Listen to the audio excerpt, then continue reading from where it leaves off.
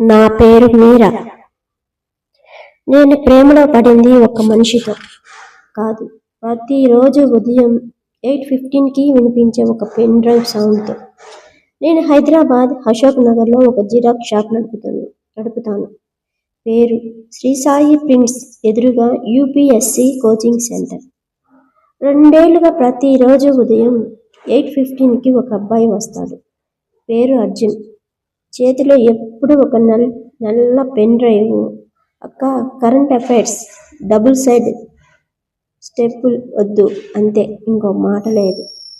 ఎప్పుడు చిల్లరిస్తాడు, ఎప్పుడు బిల్లు తీసుకుంటాడు, ఎప్పుడు ప్రింట్ అయ్యే వరకు బయట నిలబడతాడు, లోపలికి రాడు. నేను అతన్ని గమనించడం మొదలుపెట్టాను. అతని షర్ట్ కలర్ ఎప్పుడు కొంచెం నలిగి ఉంటుంది. అతను ప్రింట్ కోసం ఎదురు చూస్తూ నా షాపు బయట ఉన్న అద్దంలో తన జుట్టు సరి చేసుకుంటాడు. వర్షం పడితే పరిగెత్తుకుంటూ వచ్చి తడిసిన పెన్ డ్రైవ్ని ముందు తన షర్ట్కి తుడుస్తాడు. ఒకరోజు నా ప్రింటర్ జామ్ అయింది. రేపు రండి అన్నాను. అతని మొహం పాలిపోయింది. అక్క, రేపు టెస్ట్ ఉంది ప్లీజ్ అన్నాడు. అది అతను నాతో మాట్లాడిన అతి పొడవైన వాక్యం. ఆ రాత్రి షాప్ కట్టేయకుండా నేను ఆ ప్రింటర్ విప్పి బాగు చేశాను. మరునాడు ఉదయం 7 గంటలకే షాప్ తెరిచాను. అతను 8:15కే వచ్చాడు. ప్రింట్ ఇచ్చాను. అతను డబ్బులు ఇస్తూ థ్యాంక్స్ అక్క అన్నాడు. ఆ థ్యాంక్స్ అక్క తర్వాత అర్జున్ మళ్ళీ మామూలే. 8:15కే పెన్ డ్రైవ్ డబుల్ సైడ్ స్టెపుల్ వద్దు.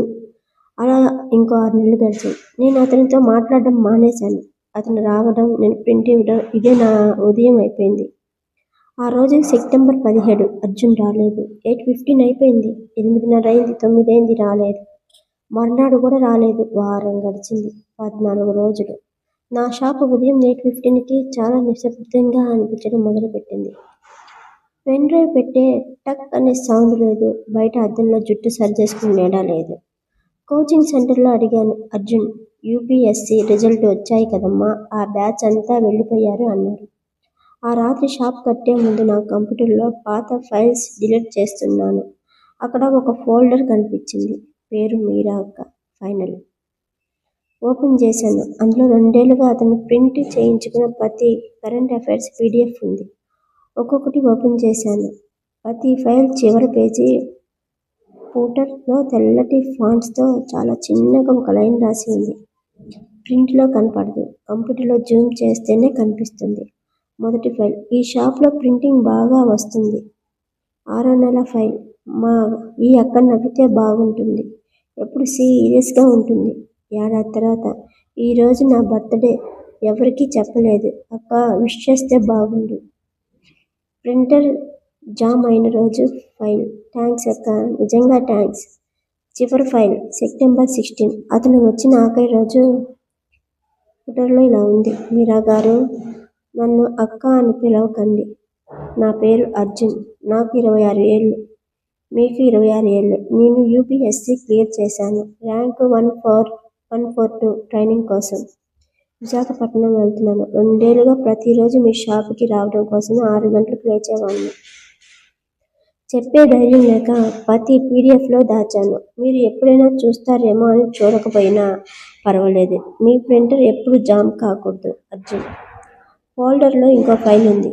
ఒక photo, coaching centre group photo. అందరి కెమెరా వైపు నవ్వుతున్నారు. అర్జున్ ఒక్కడే రోడ్డుకి అవతల ఉన్న నా షాప్ వైపు చూస్తున్నాడు. నేను ఆ రాత్రంతా ఏడవలేదు, నవ్వాను. 2 ఏళ్లుగా ఒక అబ్బాయి నాతో ప్రతిరోజు మాట్లాడుతూనే ఉన్నాడు. నాకే వినబడలేదు.